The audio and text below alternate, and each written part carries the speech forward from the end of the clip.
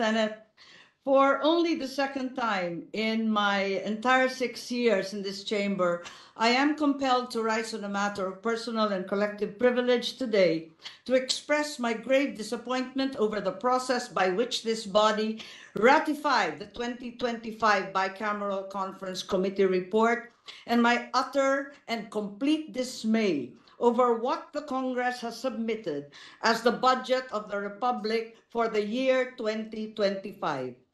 Paumpisa ngayon ang piyesta ng pelikula, ang Metro Manila Film Festival. Ngunit ang umaalingaw-ngaw sa aking isipan ay ang dating sigaw, walang himala. Wala nga bang himala sa nakalipas na BICAM? 10 ng sambayanan, pakiwari ko na may himalang naganap. Nalabag sa patakaran natin dito sa Kongreso. Himalang lihim na ginawang pulubi ang Pilipinong animoy nanlilimos at naghihirap sa harap ng mga ganid at makapangyarihan. Maging ang ating Pangulo, aking kapatid, ay nagduda na at nagpapasalamat ako na kaninang umaga ipinagpaliban muna ng palasyo ang pagpirma ng 2025 budget sa Biyernes, ika-20 ng Disyembre. Sila rin kaya, tulad ko, ay nagtatanong, wala bang himala? Babalangkasing ko ang mga pangyayari. 22 July 2024, the President submitted the proposed national budget to Congress, the NEP. August 15, 2024, the Senate began conducting budget hearings at the subcommittee level. As the Vice Chairman of the subcommittee charged with the budget of the DSWD, I conducted 2 hearings on the DSWD budget on 16 September 2024 and 14 October 2024. Brought by my experience last year when a certain ACAP was inserted into the DSWD budget and 12 billion was added to the COMELEC budget to allow the conduct of a plebiscite on a people's initiative. Yung malaking panlilin lang sa sambayanan na pirma na sa panahon din ng Kapaskuhan, pilit na isinagawa ng iilan like a thief in the night, ika nga. Lumiham pa ako sa aking Pangulo ng Senado sa pamamagitan ng ating Finance Chairperson Senator Grace Poe na natanggap ng kanilang mga opisina noong 5 ng Nobyembre 2024. Nakiusap ako sa kanilang gawing klaro ang bicameral conference at magkaroon ng diskusyon kasama ang mga miyembro ng Kongreso bago magsimula ang formal na pagpupulong sa BICAM. Dapat konsultahin muna mga Vice Chair ng Committee on Finance tungkol sa inimumungkahing pagbabago sa budget ng mga ahensyang nasa ilalim nila. Pati na rin ang mga malaking pagbabago sa GAB ay dapat pinag-uusapan ng mga miyembro bago ipasa. Na walang lihim, walang gulatan, higit sa lahat, walang himala. Sa hindi maalamang dahilan, wala akong natanggap na kahit anong tugon. Hindi pinakinggan ang aking pakiusap. A caucus among the senators was held on the 26th of November 2024. This would have been a good time to discuss the concerns that I and many of my colleagues had on the transparency of the BICAM process. To my disappointment, the budget was not even raised in the caucus. On November 28, 2028, the first bicameral conference meeting was finally conducted. Senator Bato de la Rosa manifested that before the members of the BICAM be asked to sign the BICAM report, they must first be given enough time to read it over and over again and check everything para hindi naman tayo magmukhang tanga after signing. Senator Grace Poe acceded to his request. Notwithstanding the request of Senator Bato and the agreement thereto of Senator Poe, no BICAM report was given to me and many, if not most of my colleagues before the date designated for the signing of the BICAM report. Dumating ang ika-11 ng Disyembre, ang petsa ng pangalawa at huling BICAM meeting. Uulitin ko po, ang ikalawa at huling meeting nitong BICAM na ito. Minabuti kong hanapin ang mga papeles at dokumento bago sana magsalita at magbigay ng anuman reaksyon. Ngunit sa kasamaang palad, hanggang ngayon lahat kami ay nangangapa sa dilim.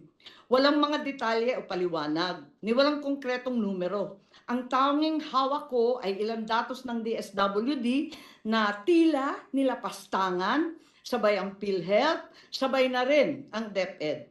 Kaya't sa kabila ng pagnanais kong makisama, hindi ako pumipirma sa kahit anong papel hinggil sa BICAM report na yan. At nagsusulong magbawas ng pera sa mga lehitimong proyekto para lamang ipasok ang akap, lakihan ng labis-labis ang MAIP, at pagpiestahan ang DPWH. Paano naman ako pipirma sa blankot kulang-kulang na papel? The majority of the Senate contingent signed the signature page of the BICAM report. However, several of the senators soon refused to sign the rest of the report when they saw the drastic and inexplicable changes reflected therein. It was only at 6:14 p.m., much later that day, that my office finally received through an email, apparently a signed copy of the BICAM report.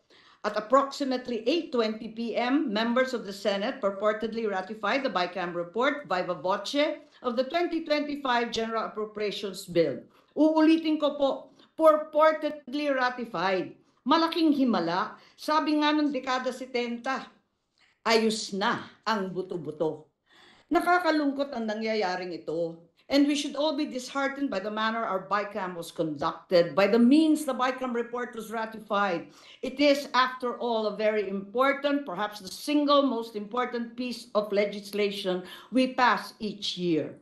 Isang yumaong miyembro ng Senado ang nirerespeto ng lahat na si Senator Dominador Aytona, anak ng Bicol, once defined the national budget, the General Appropriations Act, as the economic program of government designed for the people's benefit in numbers and figures rather than words and letters.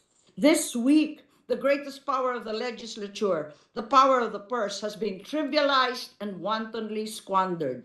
Ito ba talaga ang BICAM report? Ang programa ng gobyerno para sa sambayang Pilipino na hirap na sa buhay? O para sa kapakanan ng iilan lamang? I also attempted to obtain a CCTV footage of the reported ratification of the 2025 BICAM report. For some incomprehensible reason, the Senate Secretariat refused to oblige, alleging that a non-existent data privacy regulation prohibited my being provided a copy. They seem to forget that sessions in the Senate are public and are even live streamed nationally. Nonetheless, the transcript reveals that the viva voce voting was conducted.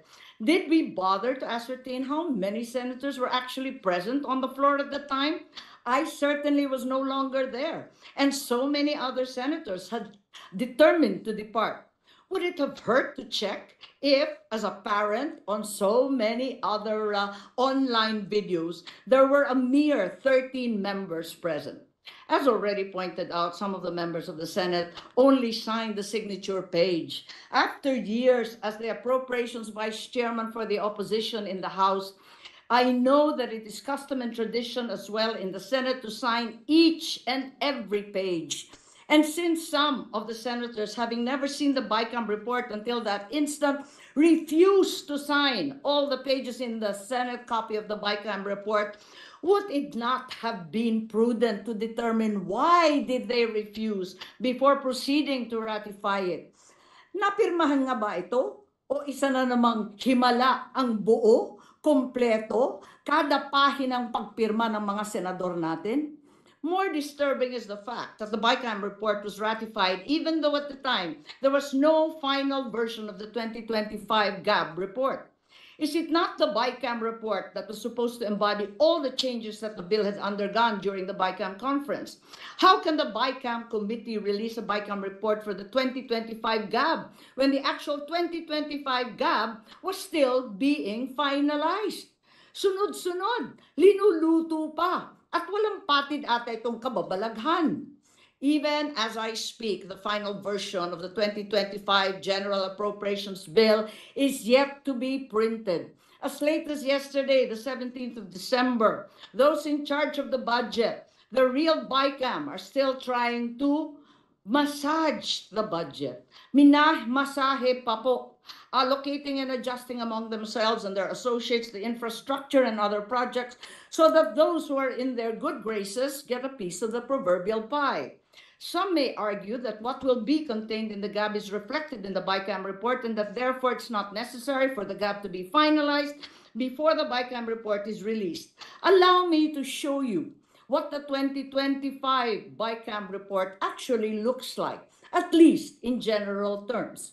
As an example, the DPWH budget has now bloated to a 1.113 trillion. The BICAM report shows that a total of 350,483 was added, while 61.834 was deducted, resulting in a net increase of 288.65 from the BICAM bill.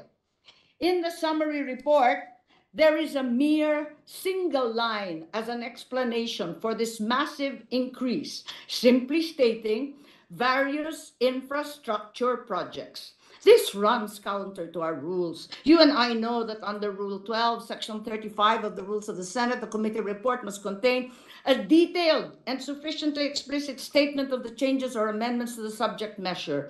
The same section also provides there must be a comparative presentation of the conflicting House and Senate provisions and a reconciled version thereof, along with explanatory statement of the BICAM.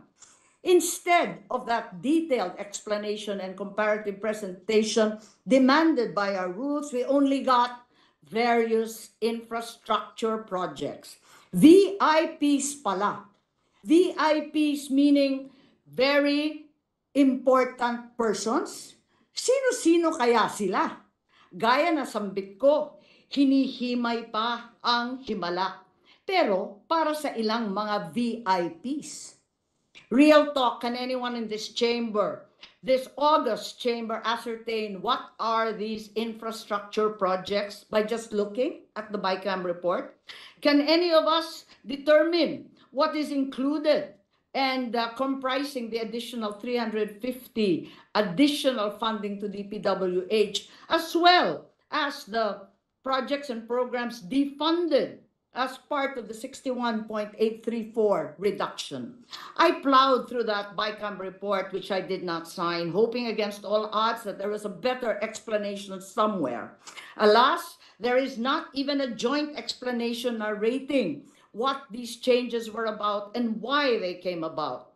The explanation, therefore, of the 288.65 billion increase in DPWH is once again various infrastructure projects, ang mahiwagang VIP. Ang hinihimala pa nga, very important persons, very important party lists kaya. When we were asked to sign the BICAM report, did any one of us have any idea what specific projects were being funded? If our job is to decide which programs or projects are funded, then we are remiss in fulfilling our obligations by approving a BICAM report that explains a 288.65 billion increase in DPWH with just 3 miserable words. Habang masusing sinusuri ng ating mga kababayan ang bawat detalye ng kanilang resibo sa grocery, ang bill sa kuryente para tiyakin tama ang bawat sentimo kanilang binabayaran, tayo naman dito sa Senado ay tila kontento ng pumayag sa 288 bilyong dagdag gamit lang ang 3 matalinhagang salita, VIP, various infrastructure projects. Sa